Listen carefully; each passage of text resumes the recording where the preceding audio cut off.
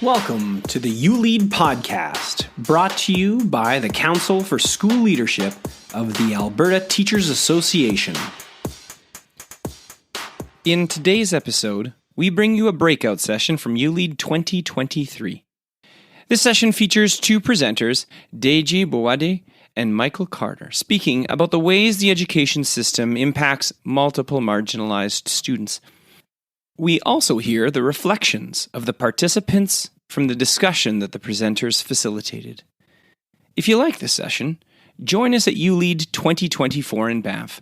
You can get more information by visiting the uLead website at uLead.ca. Welcome. We are happy that you are here to join us, where we're going to be examining the connection between race and disability in inclusive classrooms.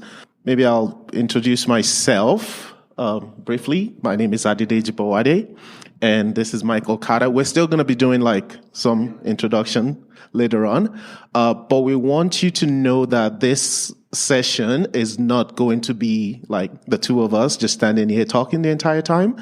At some point, we will ask you to form groups, move your chairs around, make yourself comfortable, because we want you to engage in conversations that will also want you to contribute to as well as part of the discussion. So we're not the holders of and keepers of knowledge, right? We want everyone to participate in this conversation.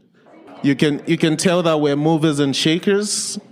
We don't like this idea of everyone sitting like we're about to join people together in some form of matrimony in front of the room. Thanks for reorganizing.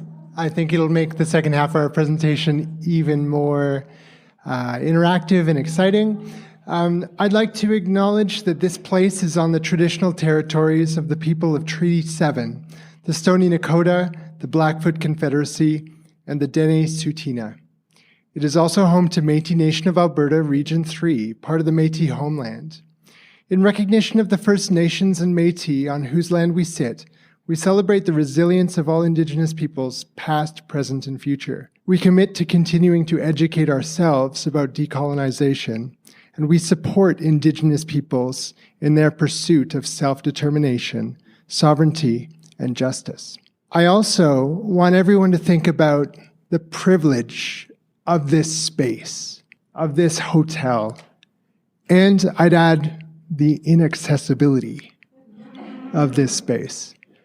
It's important to mark these things. Deji is going to tell us a bit about himself. So we have a few things there that kind of points towards, some things about myself and the things that I like. There's cooking there. I enjoy cooking and love food. Maybe I should start with my name. Yeah. That would be nice, right? Okay. My name is Adedeji Adeyemi Ademiluyi Mayowa Akoni Joseph Omoba Bowoade. And that would be the test at the end of this session. But you can call me Deji. I was born and raised in Nigeria. My journey here is quite long. I lived and studied in England before I moved to Canada. I enjoy soccer, I enjoy cooking, and music as well. I actually have a music video. We can talk about that at the end of the session. Where are you from? Nigeria. Oh, where am I from?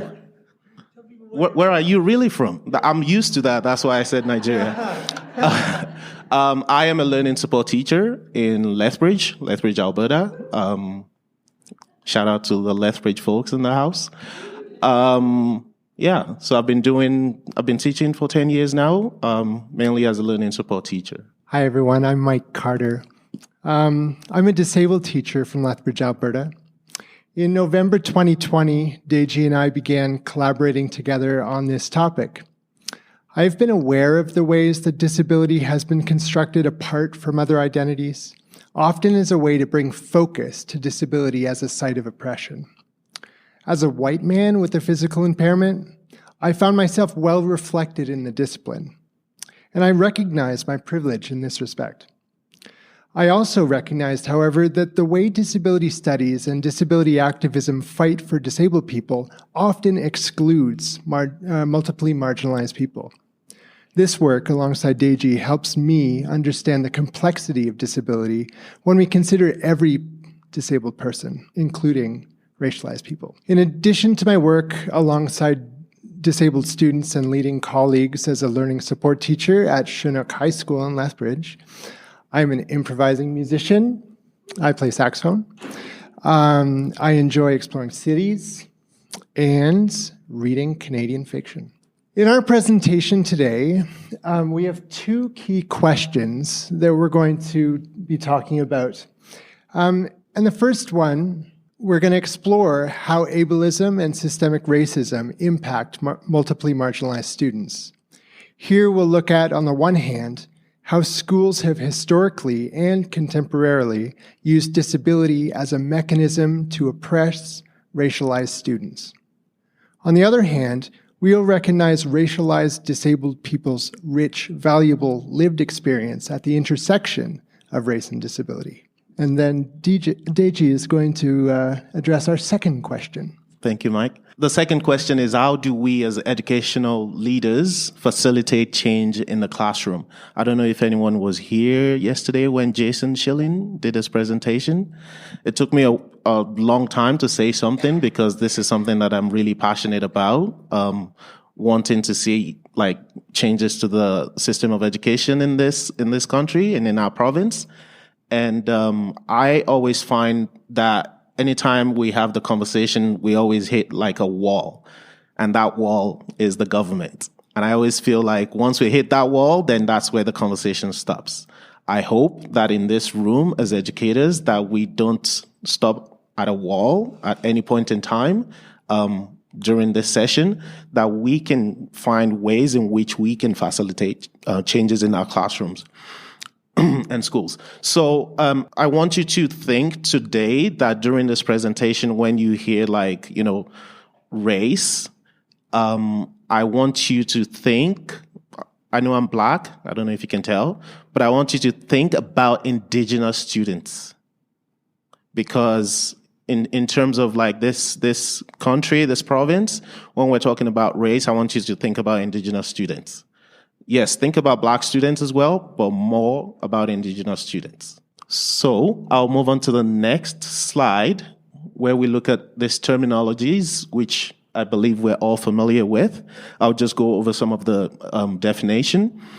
So race, a social construction whereby groups of people are divided based on physical traits. Systemic racism, the systems in place that perpetuate racial injustice and oppression.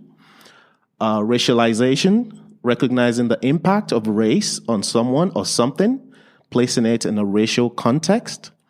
And intersectionality, a theoretical framework for understanding how aspects of a person's social and political identities combine to create unique modes of discrimination and privilege. I'm going to talk about some definitions around disability. Many of you might know this, but it's a really important understanding. Disability most typically is understood as the physical or mental condition that limits a person's movements, senses, or activities. That's the one that's most widely accepted. It leads to a understanding that disability should be fixed through medical intervention, and the problem in terms of disability lies in the person. Whereas the social model of disability, which is actually quite old, it's from the 80s, but I've found as I talk to lots of different groups of people, it's not one that we're really that aware of. The social model of disability states that the external barriers, the environment, the organization, the communication, and the attitudes, those are what disables a disabled person. And the social model of disability then breaks disability from impairment, which takes the place of the medical model of disability. Impairment then is the limitation, physical or mental, and disability is the ways that society disables disabled people. When I first heard that, I think for me it was like in 2008. As a disabled person, it was a huge switch in understanding. And it was a huge way to understand my identity positively rather than as something I should be ashamed of or something that I should try to hide or work towards fixing. So the social model of disability is so important, I think, for so many disabled people. Disabled person is the term preferred by many disabled people that recognizes the disabling effects of society on their participation. So most disabled people that recognize the social model of disability use identity-first language because disabled person recognizes that the world outside me limits my participation, so I can be proud to call myself a disabled person. It's not a negative. It's not a bad word. Disabled person. And I would encourage, and I lead a disability studies class at my high school, I would encourage you to just engage with that terminology a bit, do a bit more reading, because I think it's important to value the terms that disabled people themselves use. Person with a disability is a term that most of us use when referring to disabled people. It's commonly thought as putting people first, rather than seeing only one's impairments. But that assumes a negative connotation of the word disability. If we add it on because we want to make sure people come first, that sort of positions disability as necessarily or probably a bad thing. It's generally not preferred by disability activists. And then ableism. Ableism is discrimination and prejudice against disabled people, rooted in understanding that disabled people are less able and thus less valuable. In our work together, we started by thinking about the ways that disability and race are similar. That's a good starting place because as disability studies grew as a discipline and disabled people were gaining momentum towards disability rights, thinking about disability like race was helpful. So disability as a site of oppression rather than as just a person's problem. So disability for a long time has used race as an analogy to build itself up as an identity. And similarly, race is certainly disabling. So race has also used disability as an analogy. And those similarities are definitely important to recognize, but they, as you'll find out later in our presentation, they do exclude people that live at the intersection of those two identities. The histories of disability and race have similarly located the problem to be solved with the individual person and their bodies. In the case of racialized people, their families and their neighborhoods.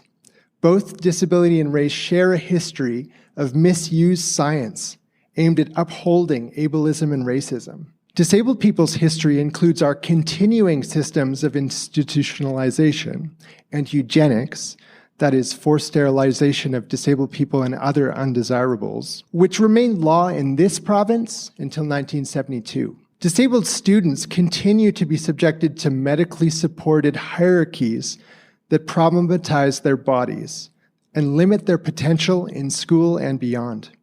Similarly, during the 1870s and 80s, John A. Macdonald was instrumental in entrenching biological racism into the fabric of Canada through legislation that aimed to control and remove Chinese Canadians and Indigenous peoples.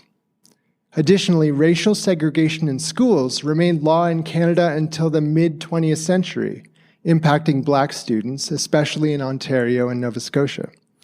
As provincial laws in the mid-century began to legislate change that prohibited racial discrimination, other mechanisms of control were created to control equity-deserving people. I'll just quickly chat about how this, all came about, because in our school division, we have district teacher-led PL that we do. And so Mike and I started this, and I remember back then when this topic came to mind, the first question that came to my mind back then was, how come there are lots of Indigenous students in K&E programming? Like, this is not based on any research or anything, but just like, this is very, very common. Like, why is this a thing, And then we started digging and started like looking at different research. So this next slide that I'm going to share. So this is quite interesting because this is Canadian based, although there are lots of data that are out of the United States, but the one that we're sharing here today is like from Canada. So you can see, you'll be able to see, and Mike will talk about this in a little bit, but I'll just share some quotes here by Gillian Parekh, in one of the books. It's on the back table there. It says schools cannot arbitrarily, English is my second language. Schools cannot arbitrarily exclude students from programming on the basis of racial identity or class. However, schools are often allowed to employ medicalized measure of ability marred in racist and classist histories. So another thought that came to mind when we started, looking at this was even some of the assessment that we use for all students now, were they made for all students? How does that determine what the result is going to look like? I even think about some of our immigrant students that we have to do assessments that were made for white kids for. What's that result going to look like? And how will that classify them? How would that classify the type of programming that they are going to be placed in? I know you can't really read those numbers, but what's especially important to note is in the top right-hand corner. If you look at Black students, in this particular survey, they represented 13.5% of the student body in the TDSB. And if you look at the exceptionalities, so in Ontario, they talk about special education needs as exceptionalities, you'll notice that despite only being 13.5% of the population, in terms of behavior, they're over 35%. So they're represented at over 35% of students with behavior exceptionality. And similarly, with language impairment, they represent more than 24% of those students. And then if you look at white students are only overrepresented in autism and in learning disabilities. And the point of her work is to quantitatively identify that we use these labels to reproduce social inequities. So white kids are labeled as autistic and learning disabled, but Black kids are labeled as behaviorally challenged, developmentally disabled, and language deficient. And her work is extensive, lots of good stuff, and I would encourage you, these other charts as well, talk about the programming that different racial groups represent in the TDSB, and you see similar things. In terms of special ed, Black students are 30% of those, while only being 12.6% of the overall population. And then if you look at things like art schools, for instance, white students represent 73% of those students in those schools, whereas they're actually only 28% of the population in the TDSB. Startling. And it's important work that I'd encourage you to look at as well on your own. So the reason why we've asked you to sit the way you're sitting right now is because we want to engage in, conversations that will lead to some changes that we want to see in our schools. So it's important to highlight this, this data and this fact to show that this is a problem. And we don't want to spend too much time on talking about the problem, but focus more on what's the way forward. How can we do this? I am very excited to have this opportunity to be surrounded by school leaders to think about what are ways that we can, leave this room and go start to make some of this changes that we want to see. We talked about the problem of racialized people being identified as disabled, and that's a way that the education system continues to marginalize people of color. But the other side of this that we were interested in is it's important to actually recognize those students that live at the intersection of both race and disability, because they often get missed when we constantly talk about how racialized students are disabled by our systems. Well, there's actually racialized disabled students, and they need a voice too. They need to see people too. So one of the best ways that I've found to help students who do live at the intersection of disability and race see themselves is through social media voices. So 3 that I'm particularly excited about are Imani Barbarin. She's a really engaging Black disabled person. Imani Barbarin. I don't think I put it on the slide. Lolo Spencer, who is also a Black disabled woman, and she's similarly super activist and exciting. And Leroy Moore, who's a Black poet and disabled. In the disability studies class that I facilitate, several of the Indigenous and Black students have shared the importance of hearing from those voices of people who are Black or Indigenous and disabled. Also important to note, most people don't know this, November is Indigenous Disability Awareness Month. Who knew? Yeah.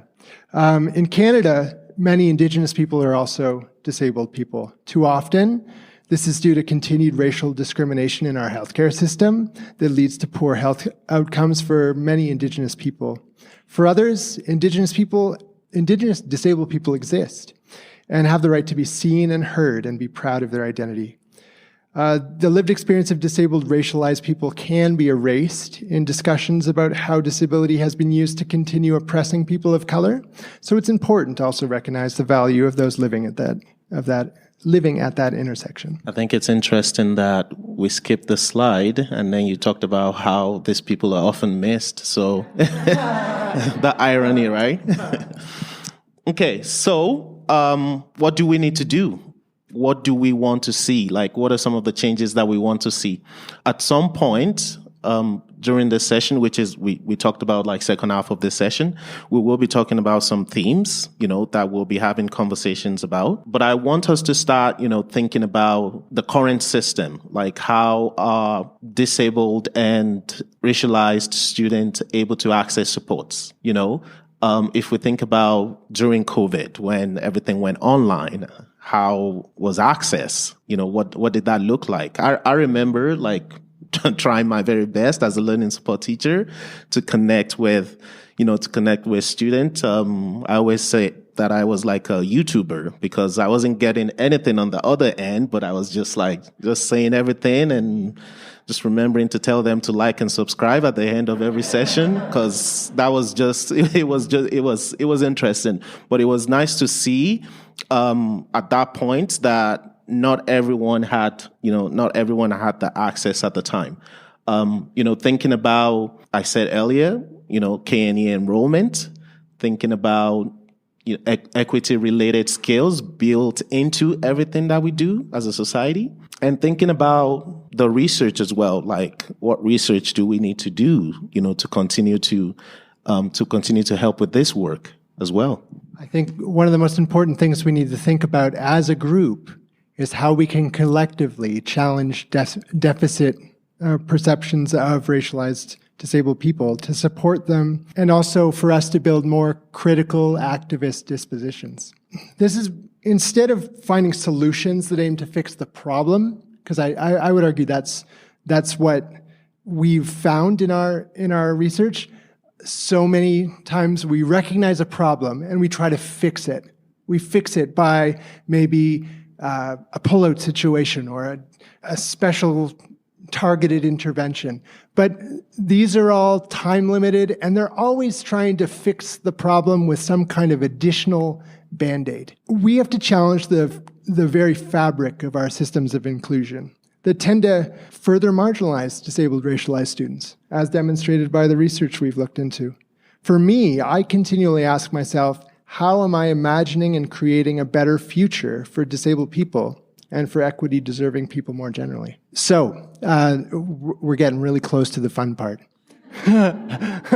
So we're We are all witnesses to this issue. We're all witnesses to this issue. Collectively, we're responsible for creating change and for creating space for disabled racialized students. All of us, not just disabled and or racialized people, are responsible, and we all need to work together. Controversially, I'm going to say this. The time for well-intentioned bystanders who perpetuate inequities is over. We need collective action, challenge, and disruption. Okay, I thought everyone was gonna stand up, clap, and cheer. During that disruption, let's just rip the Band-Aid off and flip the table. Okay, so this next slide. So our school division in February of this year, they hosted the first division-wide student forum.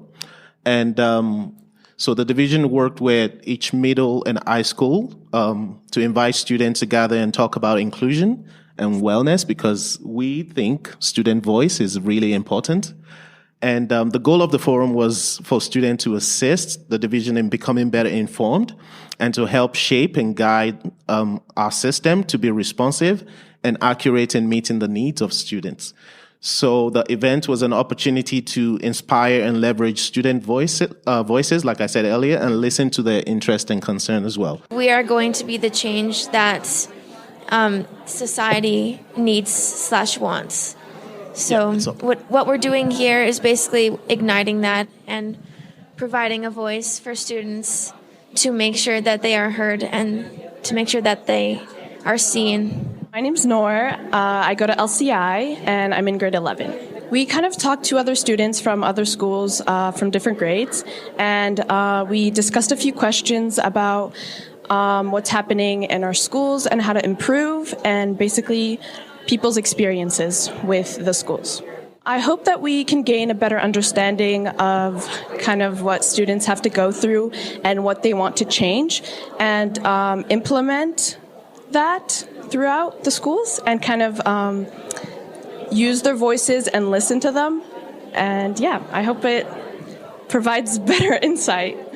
I'm Charlie, I'm from LCI, and I came to this meeting not knowing really what it was about, but we did some really cool activities and we kind of got to know who's in our groups, and everyone I noticed really quickly came from different places, and there was so much diversity in the building, which was really cool to see.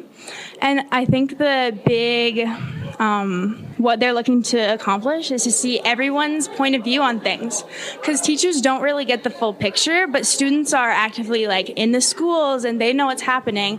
And I feel like to get our point of view on how and what things we want to see change personally, I think that's going to be a really big step in how it shapes our school community, and I'm really excited to see what happens.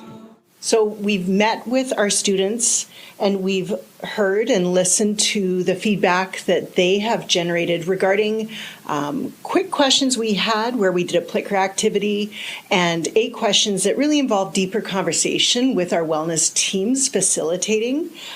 So really what we want to do now is take the feedback and the information that we've gathered, some of it represented on this rendition that local artist Eric Dick did from the event.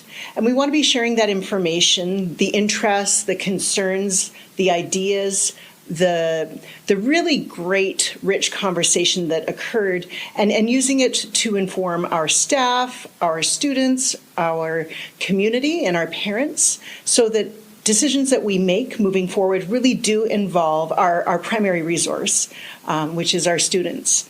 And so really, as we move forward now, we're going to be collating a plan with the planning committee that were involved in this process, so that we can really be thoughtful about a yearly plan, year 1, year 2, year 3. And then as well, what are the quick things that we can really look at and respond to and incorporate into what we do in our schools? But then long term, how do we get to some of the really rich ideas that our students provided, knowing that it does take some time to make them come to fruition? So a tremendous day and a lot of great information that was gleaned from our kids.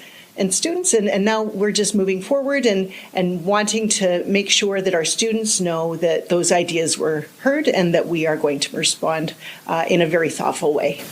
So student voice is also really important when we consider the intersection of race and disability, and their voices need to be heard. The next section, we're going to get ourselves thinking and working together. When we're doing this work, I want us to think about inclusion. We toss around that word a lot, and I think the word inclusion on its own has lost a lot of its meaning.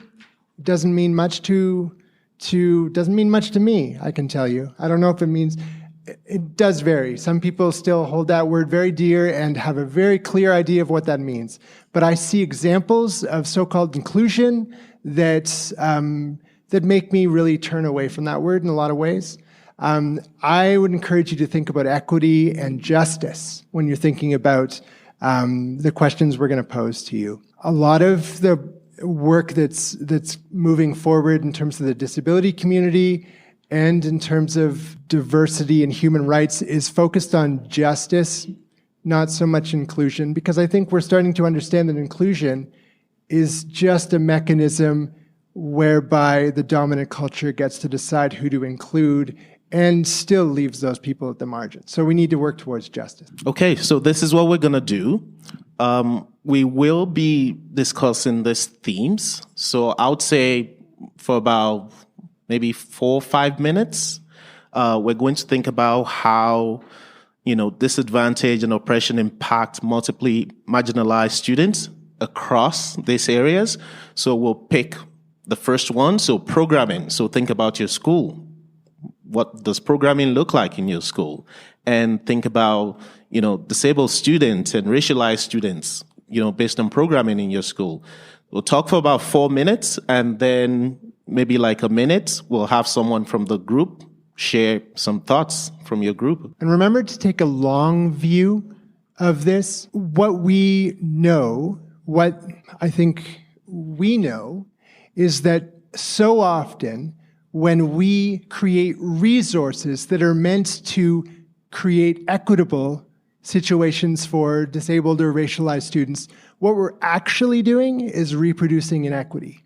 So a situation where we decide to remove all the disabled kids from the class and give them really intense instruction, that, in my view, is perpetuating inequity. Similarly with racialized students, if we create mechanisms that label them and create different settings for them, that is reproducing inequity. When you're talking about this in your group, please try to think through a lens of justice, not well-intentioned resource distribution. Okay, so yeah, you can dive right in. So let's start with programming. I'll bring the mic around. We have lots of themes too.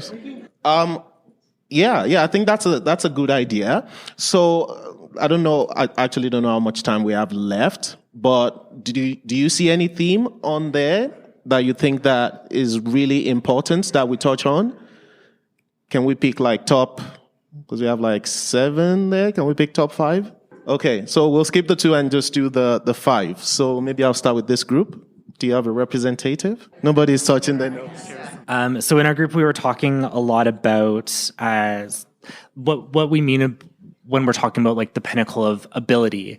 We're talking about a white colonial system, curriculum that doesn't work for different cultures and nations across Canada, especially First Nations. We have people fighting over limited resources to attain success that only works in a dominant white system.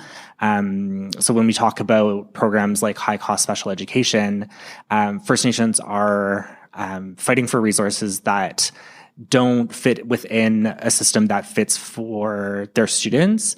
And so instead of having inclusivity, in quotation marks, built into the schools, it's trying to fight for resources so that students can try to succeed in a system that doesn't work for them. So that's a summary of what we talked about. We talked about a lot more, but that's a brief note on that. Thank you. And over here... We didn't really do the assignment, but we When you talked about student voice, part of my portfolio with our division is around Savvy, which is a student advocacy voices in youth, and that is really going strong in terms of our rural population. Like we're trying to identify, we've looked at our PORI data and looked at safe and welcoming schools and then really broke it down and trying to get student voice, taking it back to the schools. So that was just kind of our conversation. We're all part of the division, our school division, but we just kind of really understood the process and kind of where we're going. We talk about a 3-year plan, and we heard about the 3-year plan, really getting that triage piece now, and then being really intentional with all of this stuff moving forward. Like, how do we be intentional with the data and the student voice as part of our plan? So we did not talk about programming specifically. We just talked about the direction of our division right now. Thank you. And over here, I even turned away. It was a social cue. So we also missed the assignment. I missed the assignment. The rest of the group understood the assignment. And our conversation was mostly focused on how there is a real squeeze in programming, both entering school at the elementary level. There's ages and stages questionnaire that takes place to measure student ability prior to entering school.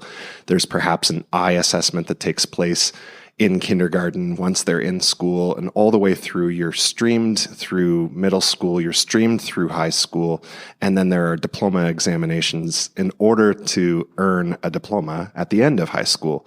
All the while, we're thinking, okay, all that psychometric assessment that's also taking place in addition to that, whether it's a WIAT or another entrance level B assessment prior to a level C assessment that may actually be required in order for a disabled person to access the social resources that they will need in order to feel included in society after school.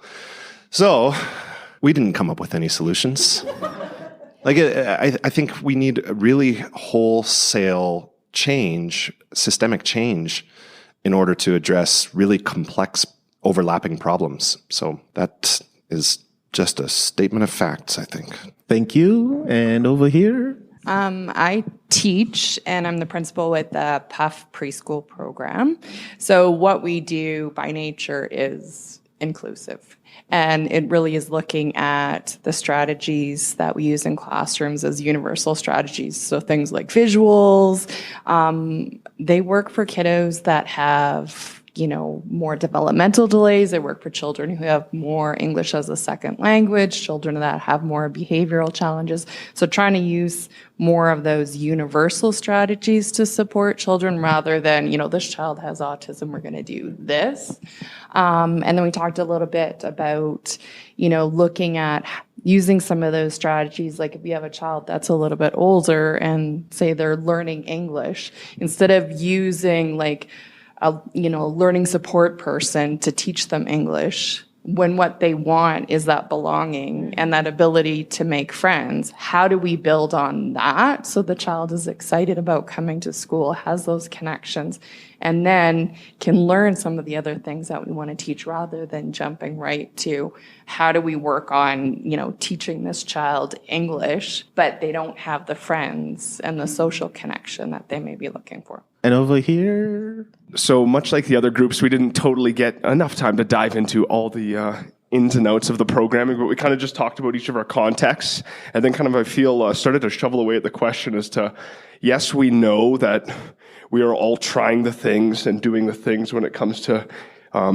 bringing everything we can into the classrooms with the students we're working with, but kind of coming away with that, thinking, are we each going in our own direction, whether is my school doing this one thing and that school doing that one thing? And are we, I thought your idea was wonderful, not wonderful, unfortunate, but are we all just going in different directions and not headed in the same place with all the same intentions, but the way we're going about it in the same? Is that, and when you brought that up, it kind of makes me think of that idea of disruption, that we can disrupt things on our own. In my own classroom, I can shut the door and do what I want, but is it getting us all to the same place that we want to go? And how do we do that kind of disruption together to make sure all the things we're doing, we're kind of stride and stride with each other? And I think that's kind of that question we started to peel away at. And it's a good one when we look at programming and what it is. Are we doing it alone, or are we actually going about it all together with the same intention in mind? Forgive me, Michael. We're gonna that's what I was thinking. We're gonna switch things around on the go here. So because we have 5 groups and we picked 5, I would like to encourage each group to pick 1, and then you can have more time to talk about it, and then we can have someone share. Does that make sense? So, this group, what would you like to pick? Just pick 1, and then we'll give you time to talk about it. Assessment? Programming back there? Assessment? Instruction? Okay, so instruction, assessment, programming, staffing and representation, and then you have communication. Okay, so there you go. You can talk about it. I guess I kind of went with an example that we're going to kind of use to talk about what we said with assessment and how inherently troubling assessment can be for everyone in all contexts. And the context I used is that I'm at the Francophone School Board in the province of Alberta, and there is not a single assessment provided to my students that hasn't started in the English language, and how it always starts from an English language that's then translated, and then now let's look at, okay, for our First Nations community, any assessment that's ever brought to them started from, again, an English, central, or colonized lens that's going to them, and a Black person of color. And then so many of our examples that we're using in these assessments have no rhyme or reason to the reality of all the other students. And I threw down the words like a deck of cards. Like, how many of our students don't know what a deck of cards is? And why is that something they need to be taught to be able to be assessed? And if we forgot to, I don't know. So that was kind of the example that we were that was one of the examples to try and say all the assessments, whether it's for coding and trying to get a student identified, but all these tools we're using. And then we talked a lot about assessment, get away from the summative, growth and the growth over time that students, how do we modify and adapt and look at students from their lens and not from our lens on them. Okay, thanks. Communication. We talked about how to, in our communication, how we could maybe do a better job or focus intentionally on normalizing language. And in the terms of what you were saying about assessment, even assessment's information, and it's not necessarily always bad information, but it's going to give you strategies. It's not going to change the kid. And so what do we actually know about our students, and what do we know about their families? And elementary tends to, and this is my bias, has a little bit more information about that than junior or senior high. And the junior and senior high students are a little bit more closed off about what's happening in their worlds, and there's expectation of independence. And when we were talking about our Savvy group, again, what's our representation? What's the representation of that group? It's a bunch of beautiful humans that are white, but again, what are you working with in our communities, right? So it's trying to just normalize it so that it is their normal, and not so that their normal is the only one. I don't know if that makes sense, but... It does. Thank you. Staffing representation. We talked about not having what we believe to be high representation of different individuals on our staff.